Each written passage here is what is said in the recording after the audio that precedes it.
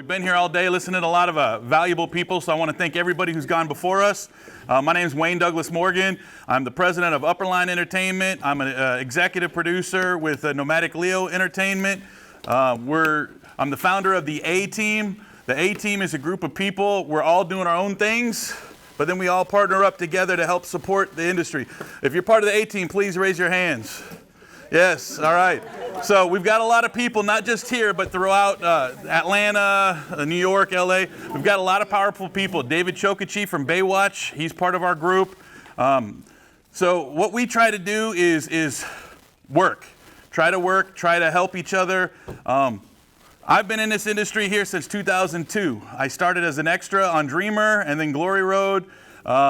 And then I started bodyguarding people like Lindsay Lohan, Paris Hilton. I had Austin here. He used to, when he was a teenager, used to bodyguard with me.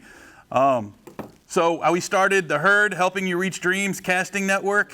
And then we started Louisiana Produces, which is a nonprofit 501c3 that George Brower, the tax incentives guy, Lynn Yeldell, who's one of the people of WIFT, Women in Film and Television in Texas. She started this, and then I got involved with it with her, and we helped promote the film industry. We're advocates. Before Trey did it, I was doing it.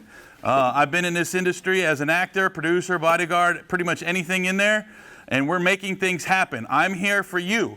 If you guys want to get involved, come to one of our meet and greets. We have the meet and greets the first Tuesday of every month. I brought Quinton down here because of the positive stuff we've got going in the film industry. I'm originally from Oregon, but I fell in love with this place and live here, and this is now my home. I now have Quinton coming down here. Quinton, I'll let you introduce yourself. Quinton Aaron, but I go by Q. Actor turned producer. Also a closet singer, for those of you that don't know. He's good. He's good. Yeah, he's good. And my goal has always been to not so much, be in the music industry, but singing was my first love. I grew up singing and grew up singing in the church and everything. But I've always wanted to have music in movies. So in my adult life, I started out doing security. From the age of 18, I worked in nightclubs in New York, and I got introduced to the film side of security when I did a movie called Fighting with Channing Tatum and Terrence Howard. I got recruited by Terrence's Bodyguard and wound up bodyguarding Channing Tatum in that film. And then that opened me up to a whole new world where I got to follow actors around. And I was like trying to get my foot in the door through doing that. And I got to work with cool people. I was on the set of Law & Order a lot. I worked with, I got to follow around, God, don't get old, it's overrated. My mind is going through blanks right now. Robert De Niro. I got to follow around Robert De Niro on one of his films. And I just always knew I was going to be there. My mom, rest in peace, she's the reason why I'm here today. She got me the audition for The Blind Side. She was, submitting me rigorously through day and night, and she, wouldn't accept no for an answer. If I wanted to do something, she was gonna figure out how we get it done. And she wrote a loving letter to the casting director for The Blind Side. That middle of the night, she woke me up to read it. She's like, "Read this." I can't see the screen right now. My eyes are glued shut. And then so she read it to me. She said, "Who does that sound like?" I said, "Me." She was like, "All right, go back to sleep." I thought she was talking about something she was writing for me, but that was the breakdown of the character from Michael Orr. And it sounded just like me, so it sounded like something my mom was writing. So she wrote them a letter. 11 a.m. the next day, they called her and said, "We'd love to see him tomorrow." I was working on a student film called Mr. Brooklyn at the time, so I'm on set, and she sends me an email and says, "Check your email, you got a audition for a lead role in a major motion picture tomorrow." At this point, I had never even been in a movie before. I'm just doing student films at NYU, and so I'm like, "Stop playing." She's like, "No, I'm telling the truth. Check your email." So I opened the email, and it was right. It was The Blind Side. It was with 20th Century Fox Searchlight at the time, and it was for the lead role. So I was like, okay. I started reading this in between takes of working on the short film. And I had the audition tomorrow. that next day. I went down there, was completely off book, had 4 scenes, and I was ready to do it, and the casting director saw me, and she was so excited that I showed up. She was like, what do you know about his story? And I had never met her before. She said, what do you know about his story? And I said, not much. And so she gave me the script and said, there's a coffee house about 2 blocks down. I want you to go down there, read the script, come back in 2 hours. I was like, okay. All right, so I went and read it, came back, knew the whole story, and she was like, you ready to go? I did it. At that time, I did the audition. I experienced something that as an actor you never see. Every person in the room was like 6 people. It was the casting director, her assistant, camera person, and 2 other people who I didn't know who they were all crying. And I was like, Was it that bad or that good? And this is a comedy piece. she gets up, she comes to me, she goes, I found my Michael. We found him. At that point, you know, it was so cool of a moment because at that point, I was so green in the business. I didn't know how it works. When she said that, I thought I got the part right then and there. So I was like, oh my God. And I left the audition. I'm walking down the street, and I don't know if you've seen the movie Pursuit of Happiness.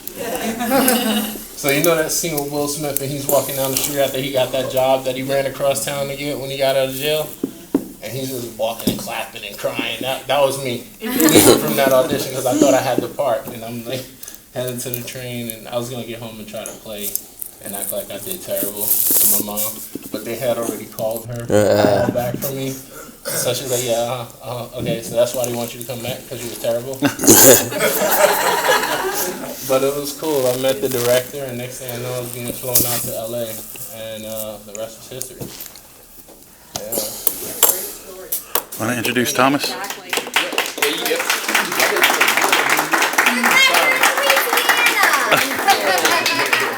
I know. Now he's home. I made it here to the South where I met these beautiful people sitting next to me, and my buddy right here, Thomas Johnston, who I call E.T. E.T. Or everybody call me E.T. E.T. Y'all did such a good job of introducing yourselves. Y'all just want to tell my story for me? Yeah. I'm getting like emotionally moved, and I've heard it so many times. He's become like a little brother to me over the past couple months of being here.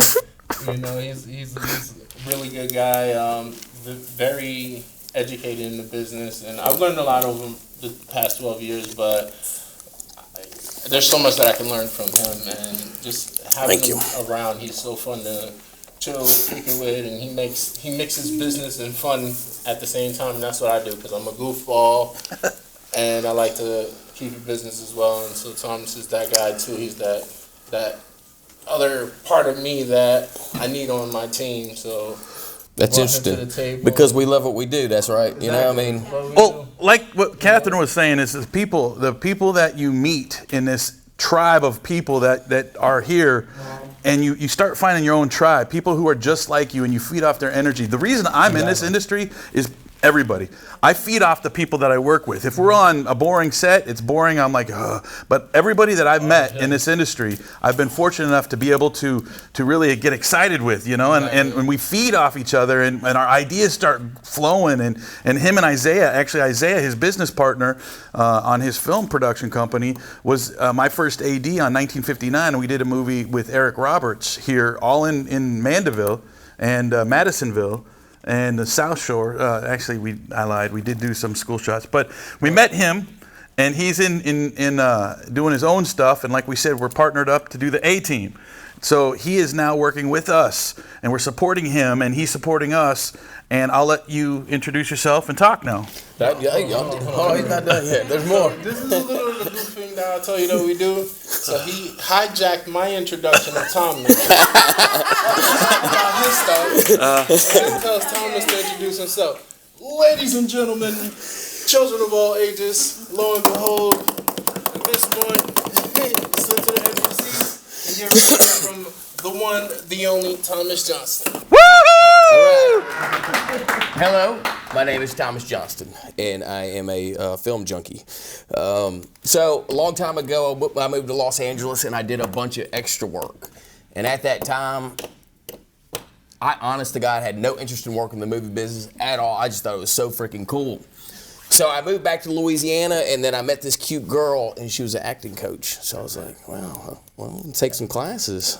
So ended up falling in love with it, and ended up being a decent actor. And I was like, man, this film business stuff, I want to do this. So people kept asking me, like, okay, what do you want to do in the film business? Well, I want to be a producer. That sounds pretty freaking cool to me.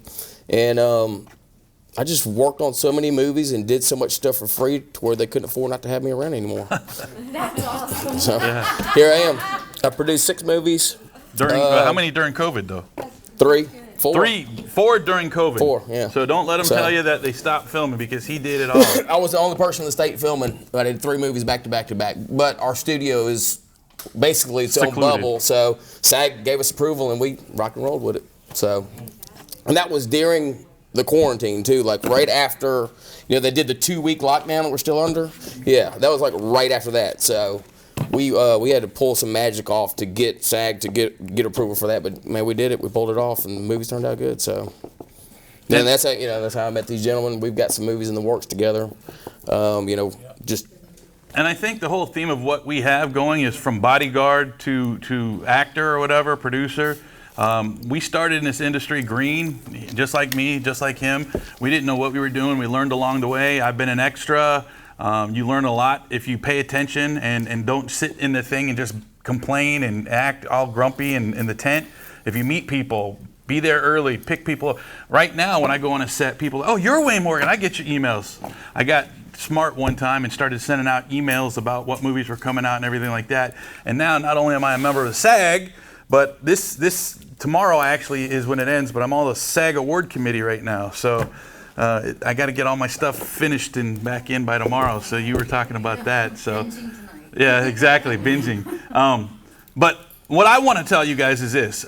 If you have any questions, if you have any ideas, if you have any projects that you want to do, if you don't know what you're doing, we have over 10,000 plus people that are members of our group. Online through the meetup groups and everything like that. We want to hear from you. We want to share with you. We want to be open to you. We're not available to everybody for free. Don't people, because they know him and they're like, oh, I met him. They ask him to do stuff all the time. Does anybody in here have a day job? What's your day job? Warehouse at mechanic. If I told you that I wanted you to come and work at the warehouse for us for free to show me, would you do that for free? No.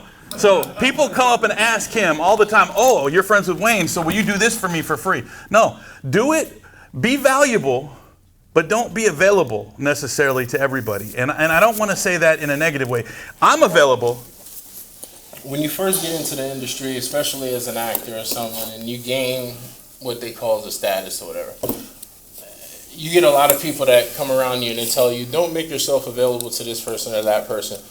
When I first got into the industry and that happened to me, I was like, no, I'm a people person. I get it. I know what it's like to be, I guess, who I am now. And so I was like, I'm gonna be the opposite of it. I'm gonna be, outgoing but living in LA for 4 years, you tend to find out that everyone who can reach out and touch you will. And once they've gotten what they want from you, they throw you away like you're trash. So they no longer want, or you know what I mean? And if you want to do something with them, that's out the window because now they got what they want from you, so they don't care about what you want, or you know what I mean? And it's funny because like I would hear so many people say, but you're you got people everywhere, you got girls everywhere. I said, no. They're like, I see you in pictures with women all the time. I said, yeah, it's a picture. They run up, take a picture, and run off. I don't have a conversation. I never got their name. It's lonely sometimes. But what I've learned is that the more that I stayed away from the being outgoing and kept myself away from, I got opportunities to do more because I kept myself excluded. Exclusive, yes. I became more exclusively shut off from everyone and than they want because it's supply and demand. We want what we can't have. We don't want what we have access to. And so that's what he means by, you know, if you want something out of life or whatever, don't put yourself out there as much because you tend to not get it. You got to be smart about the moves you make, and so that's what I tend to do, and it's been beneficial over the past couple of years. It's different from what I've been doing that wasn't working. So. Also, just filtering the people, you know, that come through your life. Yeah. You know, that's important too. And I'm not a lead actor of an Oscar-winning film, but I've been in The Dukes of Hazzard, you know, Big Mama's House, Deja Vu, stuff like that. But I am going to say this: if you guys need help doing something, if you need connections, if you need, you know, somebody to help you, I've helped people get police cars, tanks, whatever. If you need anything, feel free to contact me.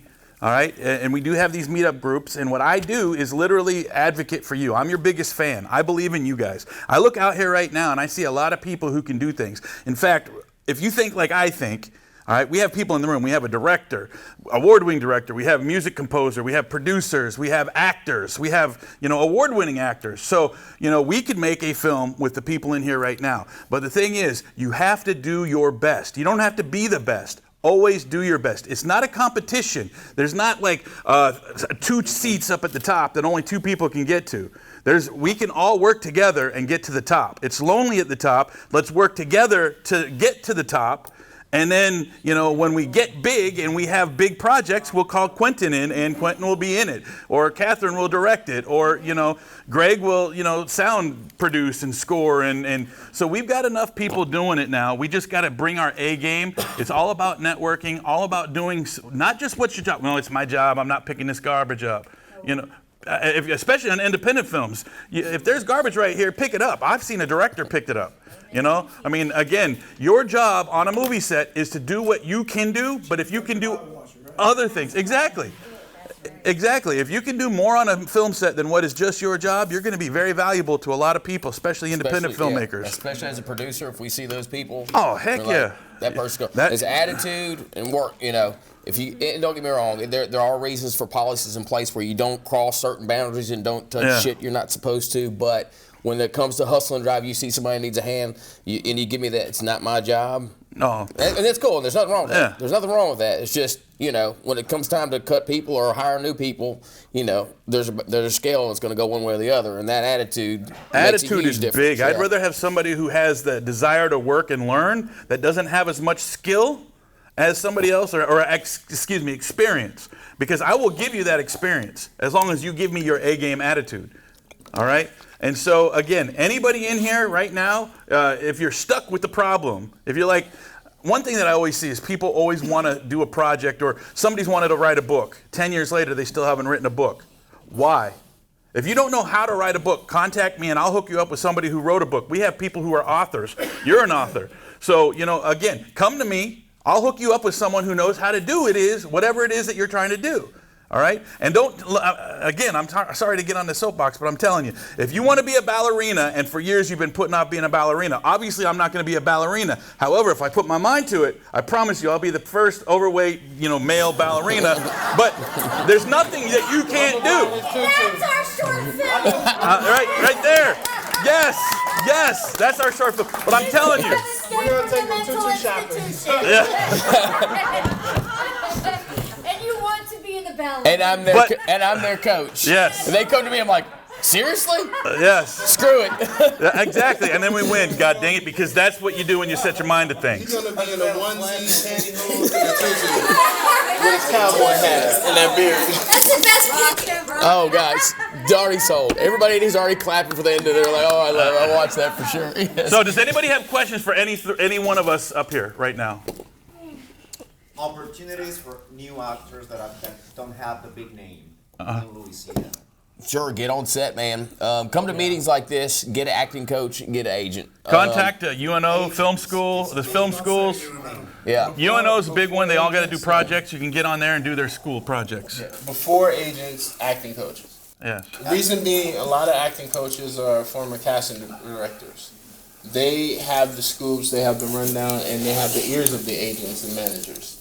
You as an actor with no experience on your resume is not going to gain the eye of an agent, you know, right up front. But if you work and hone your craft and everything, you now have the ear you have the eyes on you of the casting or the former casting directors that are acting coaches that can talk to agents and managers on your behalf and get them to look at you.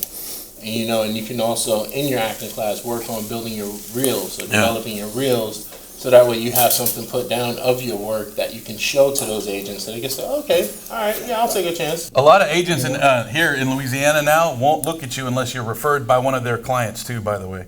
Like Don Landrum won't look at you, no matter how good you are, unless you're referred by someone else that they represent. So and over the years, I've watched thousands and thousands of casting tapes and auditions, and it's kind of sad to see people with such good talent. They haven't quite turned that corner, and you can tell that they don't train. They might do a lot of stuff, but they, and I've also seen one of the worst actors I've ever seen in my life. If you could ever find an actor that could act that bad, they would be the best actor. It was that bad. Hey man, you weren't supposed to say nothing. Greg, what you have? But look, and over the years, turned that corner. Still not great. I'm not saying that, but they got to where they started booking stuff. And booking something serious, even if it's student film, there's a lot of competition going out for a small role. So don't take anything away from any role. And they started booking stuff, and I was like, holy smokes! I never saw that coming. I thought there was no hope. Acting for the camera and acting for stage are two different things. Yes. However, acting for the stage will give you invaluable stuff, because that's teaching you emotion, teaching you facial expression, teaching you all the things that you need to know for the camera. But if you get into live, like local theater productions, that will help you For sure. a long way as far as get the chops for acting. Right. And then acting for the camera is really placed, and you have to. Even your friends who are doing independent films, as long as you can get on film and critique yourself. So if your friends are making a movie, get in it and watch yourself later on and critique it. Always take advantage of every opportunity that you have on film. So when you go do these auditions, or not auditions, but the acting classes, do acting on camera classes. Set up a camera so you can review yourself later on. You had a question? Yes, it was more towards the idea of the story that's coming up with in the post-production. Which role would you say has the most influence over the story? Is it the screenwriter who makes the script, the director who's bringing it to life, or the actor who is portraying it, or The the director. producer who's funding it? Yeah. So you're saying who controls the post-production out of those three people? Who has the most influence over the script story? The director. Typically it'll be your director. The director. And it's all you have different dynamics too. If you've got an A-list Hollywood celebrity, they may trump, or if you've got an A-list producer, they may trump. But typically, it's going to be your director, because they're the one telling the story. And then when you start working with networks, their producers may pop in and be like, "Actually, we think this is going to be a little bit better for us." So but typically it'll be your director. Yeah. Anybody over here? Somebody had questions over here? You go, girl. That's Quickly to add to that, I want to say one thing. There was a thing that was taught to me a long time ago.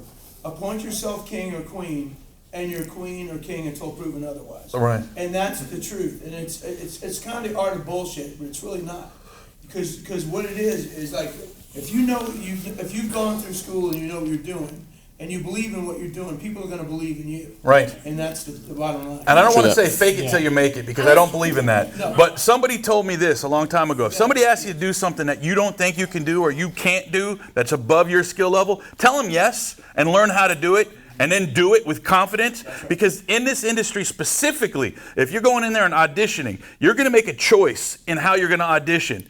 Do it 100%. If there's 3 doors here and one's got a brick wall, run through that. It doesn't matter if there's a brick wall or not. Go 100% that direction, because you can't. If you go timidly and halfway stop, and it's not going to work. So make your choice, whatever it is you're going to do, and do it 120%. Because it doesn't matter if there's a brick wall on the other side. You'll recover. You might break your arm. You'll learn from it next time. You'll learn not to take that. But what I'm trying to say is go 110% in what you're doing. Don't ever second guess yourself. And that's what... You said 120 before. I said 120. What are we All right, doing? 130, 110 or whatever. 120? It doesn't matter. Just definitely go about it. And we're running out of time, so we'll get... And this is not a question, this is just to kind of continue the conversation where you're saying as far as what you need to do to keep yourself going and learning and doing. With now self-auditioning being the big auditioning way of doing things, I'm an actor as well as with ozone and so many other things. If you're filming yourself, what a better opportunity than to be able to perfect your look, the motions, the things that you need to do to be able to book those self auditions. So why are you not at home on camera every day? Because it's the same thing. And really quick, it's not just green actors, like Jim Carrey with Truman Show, Yep. Leo DiCaprio, like filmed themselves doing the characters because they wanted the directors to know that they could do that. So Yep. you have to like, Get your phones out. This is what I rarely do, but I'm going to do it. I'm going to give you my contact information. All right. So if you want to continue this conversation later on, I'll give it to you. We're getting ready to leave. Feel free to record this. wdmorgan@yahoo.com. My name's Wayne Douglas Morgan. It's wdmorgan, MORGAN, @yahoo.com. So let's give Kim a good round of applause for helping us. Thank you.